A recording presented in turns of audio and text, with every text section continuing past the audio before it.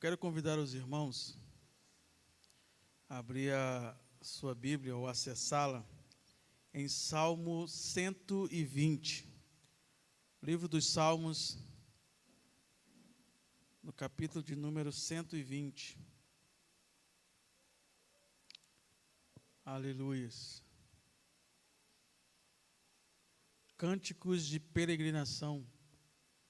Em algumas Bíblias vão ter cânticos de romagem ou cânticos dos degraus. Mas diz assim, Salmo 120. Na minha angústia clamo ao Senhor, e Ele me ouve.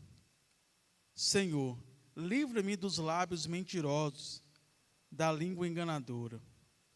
O que lhe será dado, ou o que lhe será acrescentado, ó língua enganadora?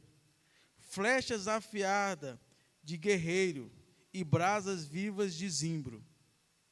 Ai de mim, que peregrino em Meseque e habito nas tendas de Quedar. Já há tempos demais que habito com aqueles que odeiam a paz. Eu sou pela paz. Quando, porém, eu falo, eles teimam pela guerra.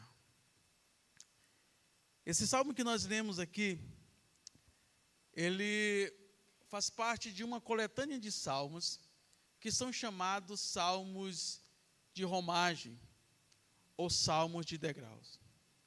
Vai do Salmo 120 ao Salmo 134, salmos de peregrinação, 15 salmos.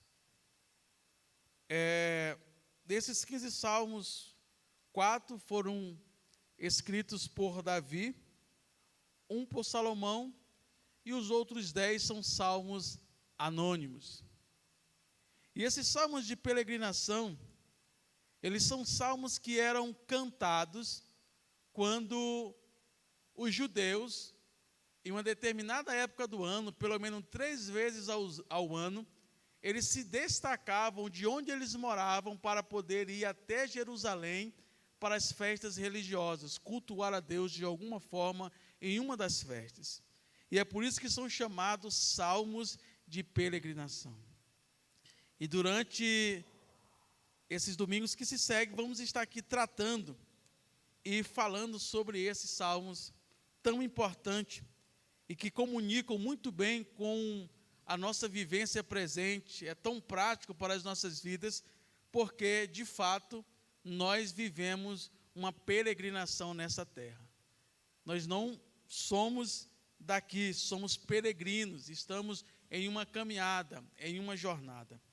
E esse salmo fala sobre isso. Essas festas que aconteciam, elas aconteciam em Jerusalém. Jerusalém, ela é a cidade mais alta da Palestina. É uma cidade serrana, fica no alto. Num grande planalto fica a cidade de Jerusalém. E por isso as pessoas que estavam ali, que moravam em cidades vizinhas, ou até mesmo em cidades mais distantes, elas tinham que empreender uma viagem de subida até Jerusalém para que pudesse lá celebrar, cultuar a Deus, reavivar a sua esperança no Deus Todo-Poderoso através desses salmos. O que nos parece é que esses salmos eles eram entoados na sequência que eles aparecem, do Salmo 120 ao Salmo 134. Os viajantes que partiam em romagem, em caravanas, para poderem cultuar, eles iam cantando esses salmos, porque esses salmos tanto identificavam quem eles eram, a sua identidade, o povo de Deus, como também marcavam ou comunicavam para onde eles estavam indo. Ora, se geograficamente eles estavam saindo dos arredores e subindo, indo numa cidade mais alta que era Jerusalém, espiritualmente falando, eles estavam também fazendo tipologia, uma simbologia, a sua caminhada à cidade celestial, que também é para o alto. E como peregrinos que eles eram, eles trilhavam esse caminho. O peregrino, ele é aquele que não pertence àquele lugar. O peregrino é aquele que, mesmo empreendendo uma viagem, ele não pertence àquele lugar por onde passa ou aonde está. Ele não pertence, por isso é um peregrino. O peregrino, ele está atento às provisões da caminhada, porque nem sempre ele sai abastecido suficientemente para que possa ter comida, ter vestimenta, ter água que possa saciá-lo até o fim da sua jornada. Mas o peregrino tem que contar muitas vezes com a ajuda de outros. O peregrino, ele tem que contar muitas vezes com a disposição de quem o ajuda, ou com uma provisão do céu que ali abre caminhos para que ele possa suprir as suas necessidades. É bem diferente do turista.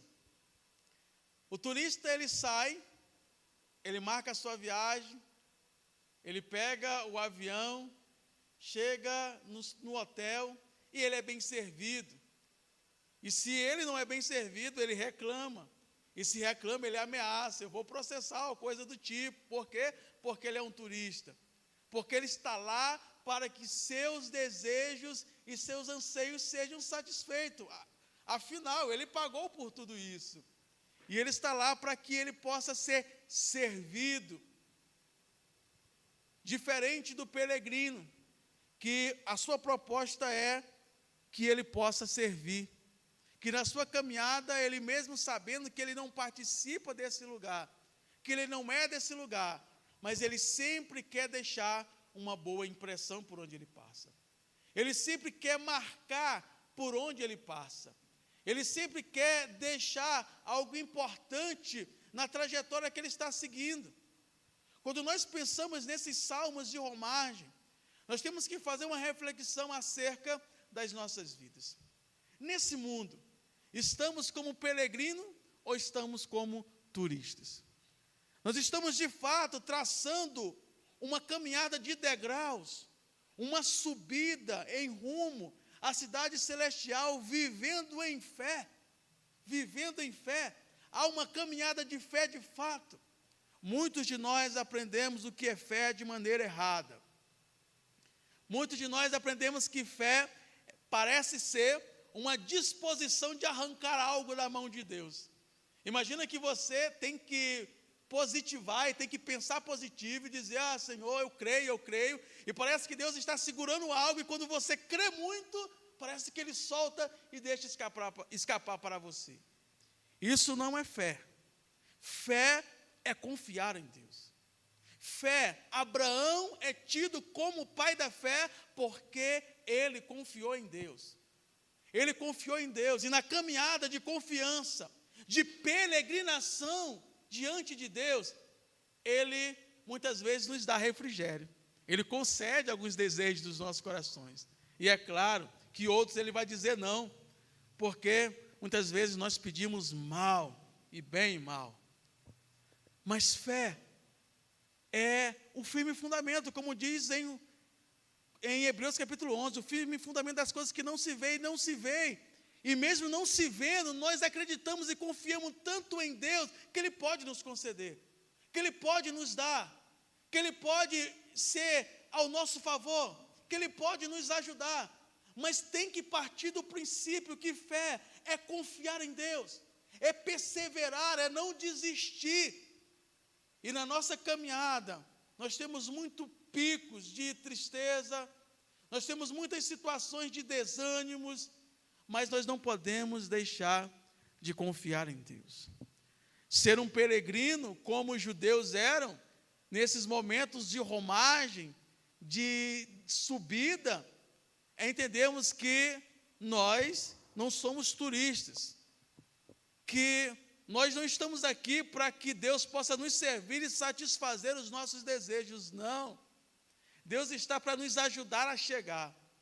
Ele nunca nos prometeu uma caminhada que seja totalmente confortável. Às vezes é turbulenta, às vezes balançam as bases, mas o que Ele nos promete é um lugar tranquilo, é um repouso eterno, tranquilo, que vamos estar com Ele, que é os céus. como peregrino que somos, temos que entender que não somos daqui. O peregrino, ele não se apaixona de modo que o seu coração seja tomado por assalto por um determinado lugar. Ele não se apaixona de forma que o seu coração fique parado em determinado lugar. Por mais que ele ache o lugar atraente, bonito, interessante, ele sabe, eu não sou daqui e tenho que continuar a minha jornada. O turista é bem diferente, né?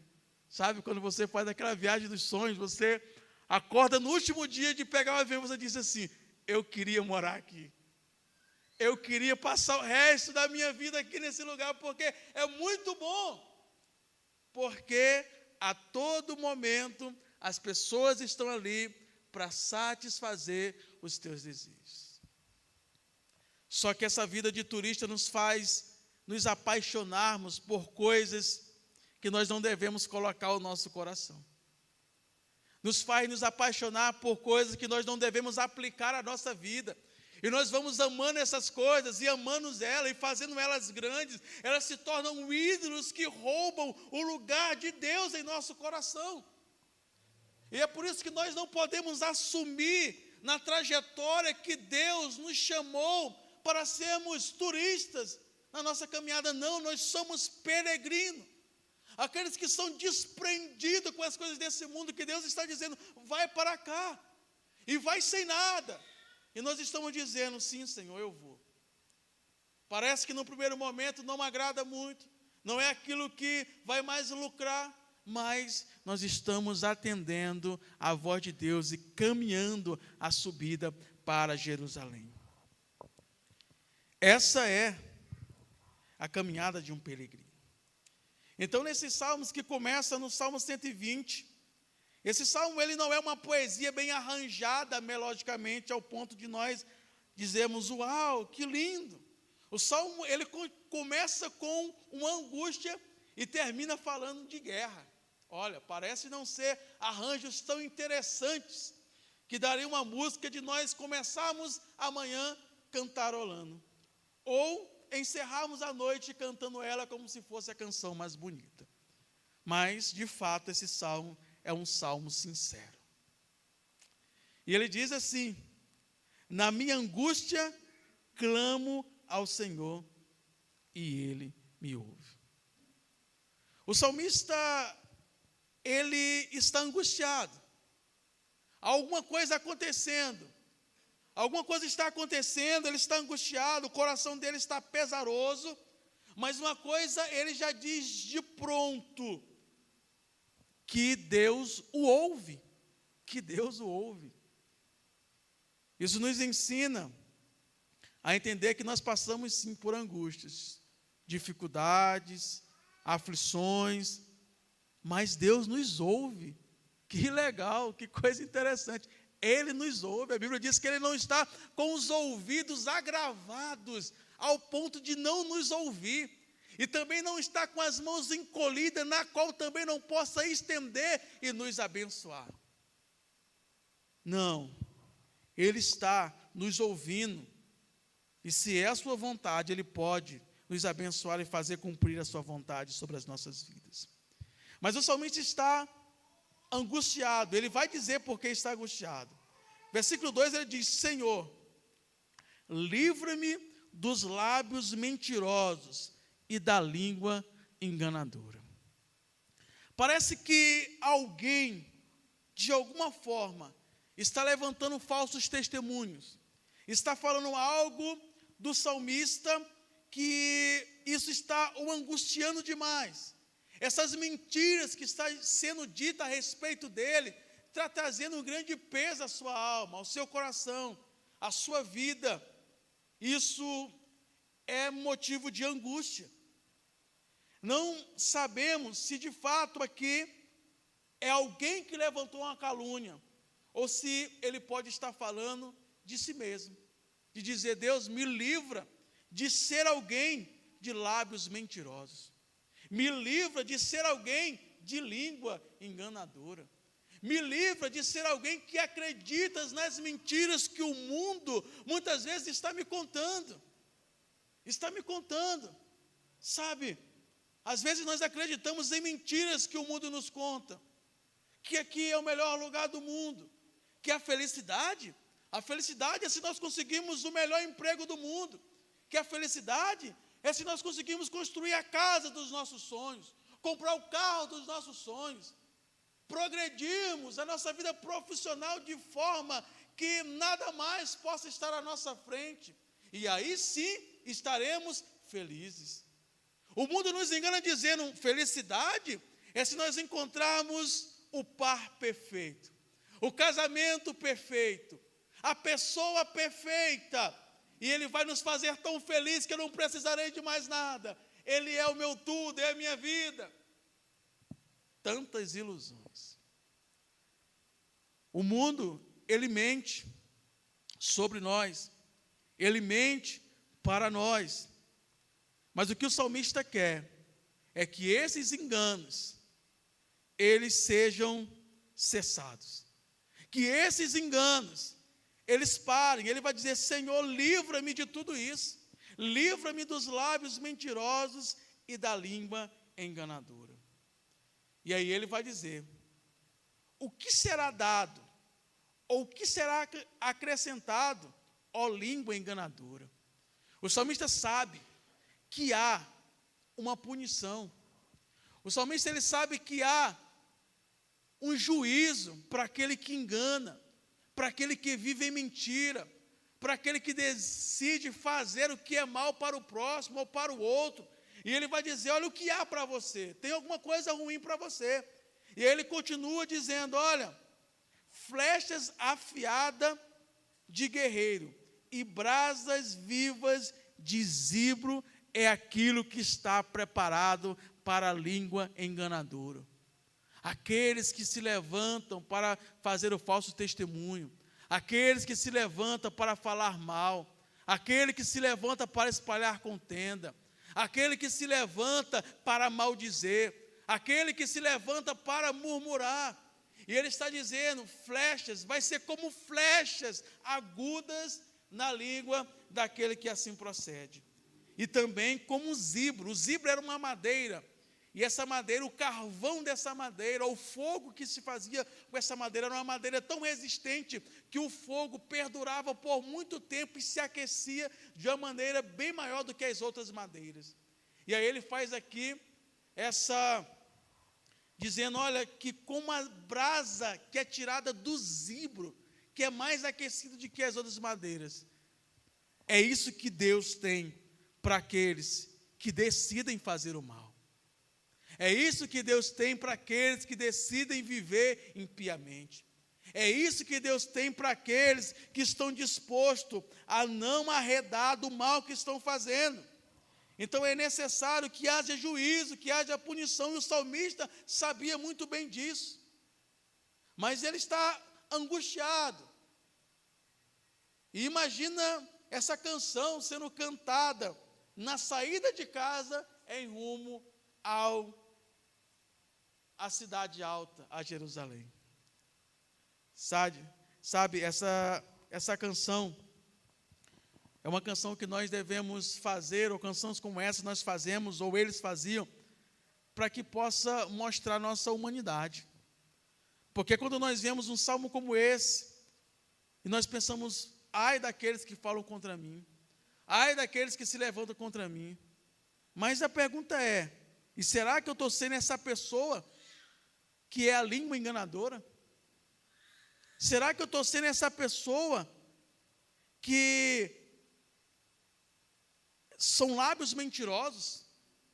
Às vezes eu só penso, alguém faz isso comigo, alguém está fazendo isso comigo, mas será que eu sou essa pessoa que empresta o coração para acreditar nas coisas do mundo?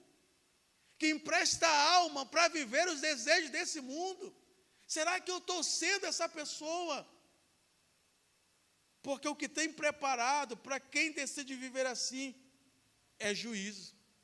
E o salmista está dizendo.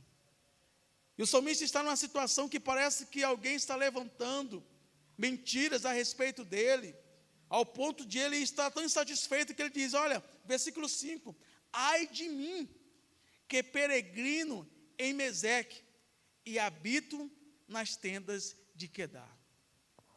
Não é que o salmista está vivendo nessas cidades. Ele aqui está dizendo, é como se eu estivesse nesse lugar. É como se eu estivesse nesse lugar. Esses lugares são lugares de pessoas rudes. Um que hoje fica na região da Rússia, outro bem mais distante de Jerusalém, mas eram lugares de homens maus, de homens ímpios, de homens desobedientes, que não temiam a Deus. E quem vivia nessa cidade já era tido como pessoas que era totalmente desligada das ordenanças do Senhor, ímpios. E aí o salmista está dizendo, olha, é como se eu estivesse vivendo nesse lugar. É como se eu estivesse morando nesse lugar. Eu sinto que no meio da comunidade que eu estou, no lugar que eu estou vivendo, aonde eu estou pertencendo, aonde eu estou vivendo, é um lugar que está me trazendo tanta angústia, que eu sinto que eu estou vivendo num lugar tão ruim, Senhor. Me ajuda nisso. Me ajuda nisso. É uma sensação de parece que está no meio de uma multidão, mas que parece que também se está sozinho, sem ninguém por você, sem ninguém para poder te ajudar. Essa é a sensação do salmista. Ai de mim, que peregrino, estou como alguém caminhando. Imagina que nos dias de hoje é como se alguém que estivesse no nosso país vizinho aí, Venezuela, que é um país que ninguém quer ir, e aqueles que estão lá estão vindo para cá ou para outros países. É como se alguém estivesse num lugar de sofrimento, de dor, de tristeza, e parece que não há quem ajude, porque aqueles que poderiam ajudar são aqueles que estão sendo levantados ou estão se levantando para fazer o mal, para falar de alguém, para levantar o falso testemunho. E o salmista está em uma tremenda agonia. E no versículo 6 ele diz, já há tempos demais que habito com aqueles que odeiam a paz. Que odeiam a paz. Desde criança, na sociedade moderna que nós vivemos, nós somos incentivados a disputar, a nos comparar com o outro, a sempre viver em guerra com o outro. Desde criança, as pelejas surgem. O ser humano, na sua natureza pecaminosa, ele sempre está disputando. E é claro, ele não quer perder, ele sempre quer ganhar.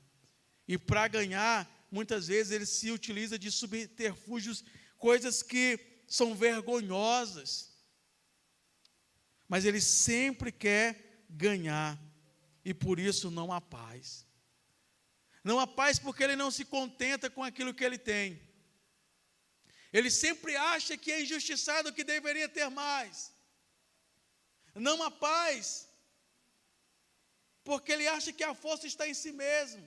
E ele se esforça da maneira mais terrível possível para poder sempre alcançar o lugar mais alto. E quando ele vê que não consegue alcançar, as guerras interiores o acusam de incapaz, de alguém que não consegue vencer. E aí vem os nossos amigos coach, que diz, basta você ser disciplinado, que você consegue tudo que você quer. Você consegue a sua felicidade, seja disciplinado, tenha disciplina, você vai controlar todas as coisas. E aí o homem se coloca, e aí vem um vírus e destrói com toda a sua disciplina.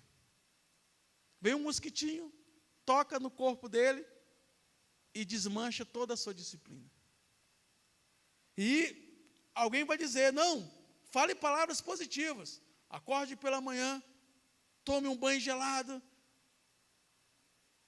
e então fale palavras positivas, faça o teu mantra, busque a paz dentro de você, interior, que você vai resolver o seu problema, vai ficar tudo certo, e você faz, parece que está tudo certo, e aí vem a primeira decepção amorosa, e tudo isso desmorona, vem a perca de um filho, e tudo isso desmorona, vem outras situações da vida, e tudo isso desmorona, porque de fato, não está em nós a saída para a felicidade, não está em nós a capacidade de nós nos fazermos tão bem ao ponto de não termos mais nenhuma dificuldade ou nenhum problema. E alguém vai dizer, busca aquilo que está dentro de vocês. E os mais românticos vão dizer, ouça o seu coração. Ouça o seu coração. Ouça aquilo que você sentir, faça isso. Ouça o teu coração, que vai dar tudo certo. Só que não. Enganoso é o coração mais do que todas as coisas. Ai de mim, que habito em Mesé, que habito em Quedar, e que habito com um povo que odeiam a paz, que querem sempre viver em guerra. Parece que onde o salmista está inserido, na comunidade, ou no meio, no ciclo que ele está inserido, são pessoas que sempre estão disputando, sempre estão tentando roubar a paz, e não há paz nesse lugar. E essa não é a vida que Deus chamou, que Deus nos chamou. A Bíblia diz que a maior guerra que o ser humano ele tinha era a guerra contra Deus. E a derrota já era certa. Mas Romanos capítulo 5, no versículo de número 1, ele vai dizer que através de Cristo nós temos paz com Deus. E ele diz assim, justificado, pois, mediante a fé, temos paz com Deus, por meio do nosso Senhor Jesus Cristo, pelo qual obtivemos também um acesso pela fé a esta graça, na qual estamos firmes, e nos gloriamos na esperança da glória de Deus. E não somente isso, mas também nos gloriamos nas tribulações, sabendo que a tribulação produz experiência. Sabendo que a tribulação produz perseverança. A perseverança produz experiência. E a experiência produz esperança. Ora, a experiência não nos decepciona, porque está derramado em nossos corações pelo Espírito Santo que nos é concedido. Uma vez que temos paz com Deus, até na tribulação, até na dificuldade, nós aprendemos e temos algo para aproveitar da parte de Deus. E por fim ele vai dizer no versículo 7, sou pela paz, quando porém eu falo, eles teimam pela guerra. Quando eu falo de paz, eles teimam pela guerra.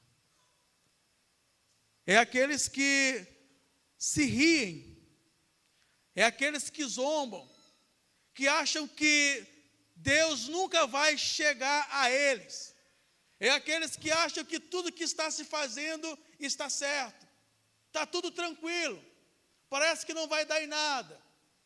O homem, ele vai pecando e pecando e pecando contra Deus, de tal modo que parece que está tudo tranquilo.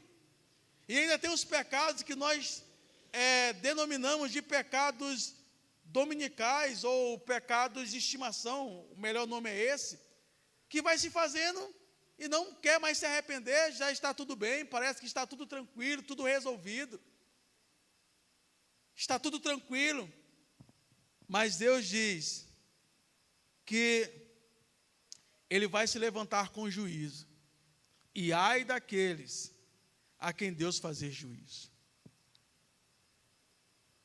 Ele diz, eu sou pela paz, quando porém eu falo, eles teimam pela guerra. Nós não podemos desanimar diante de um mundo que quer viver em guerra. Nós não podemos desanimar de sermos bondosos, porque existem pessoas ruins. O mundo mente. Nós não podemos desanimar, porque o mundo está tentando mentir. O mundo diz por aí, não case. Casamento é uma coisa ruim. Não case. É uma grande mentira. É uma grande mentira. O mundo está dizendo por aí, não tenha filhos. Filho é muito oneroso, você vai ficar pobre. Aí eu brinco dizendo, eu tenho 3 filhos, sou pobre não é por causa dos meninos, é por causa de outras coisas. Mas dizem, não tenha filho, é oneroso. Você precisa de não sei quanto para ter filhos ou coisa parecida. São mentiras que vão te contando. Vão dizendo para você, você está bem, faça o que você quiser. O importante é ser feliz. O importante é viver a vida. Viva sem medo de ser feliz. Viva sem medo de errar, seja feliz. Não se importe com o erro. Não se importe com a acusação. Você não deve sentir nenhum peso por isso. Vive a vida regalada da maneira que você quiser. A Bíblia conta a história de um homem que ele tinha uma grande plantação, e aí ele disse assim, olha, esse ano vai ser tão boa a colheita, que eu vou destruir os celeiros que eu tenho, vou construir um galpão maior, vou recolher toda a colheita, e aí eu vou chegar e dizer assim, agora, do que mais eu preciso? O que mais eu quero, se eu sou rico e tenho tudo? E aí, a história vai dizer, louco, e se te pedir a tua alma agora, o que tem tu reservado? Será que o teu dinheiro vai poder comprar? Será que a tua riqueza vai poder comprar? Será que os teus bens, as tuas posses vão poder comprar? Nós não podemos desistir de viver as verdades de Deus, porque o mundo quer viver as suas mentiras. Nós não podemos desistir de viver a paz que Cristo nos oferece, porque o mundo quer viver em conflitos. Ele está dizendo, olha, eu sou pela paz, mas muitos querem viver pela guerra. Eles insistem, eles teimam, como alguém que não quer parar, como alguém que debocha, como alguém que está maldizendo, e parece que não há alguém que possa detê-los. Mas nós sabemos que o nosso Deus é o Deus que não se deixa escarnecer. É o Deus que olha todas as coisas. É o Deus que olha todas as injustiças. Então, se você sofre injustiça, se guerras estão sendo feitas na tua vida, às vezes na tua família, às vezes no teu local de trabalho, às vezes em comunidades que você pertence, em nichos que você pertence, mas saiba de uma coisa, não deixe de fazer a vontade de Deus, porque Deus está olhando para tudo isso. No momento certo, Deus, Ele vai agir. Na hora certa, Deus, Ele vai atuar. Então nós aprendemos com esse salmo, que primeiro, nós temos que na angústia, clamar ao Senhor, porque Ele ouve. Clame, ore, busque ao Senhor, porque Ele ouve. Também aprendemos que nós não devemos ser lábios mentirosos, nem línguas enganadoras, porque há um juízo sobre tudo isso. Aprendemos que devemos buscar a paz e devemos fazer o bem, porque aquele que pode fazer o bem e não faz, como diz Tiago, comete pecado.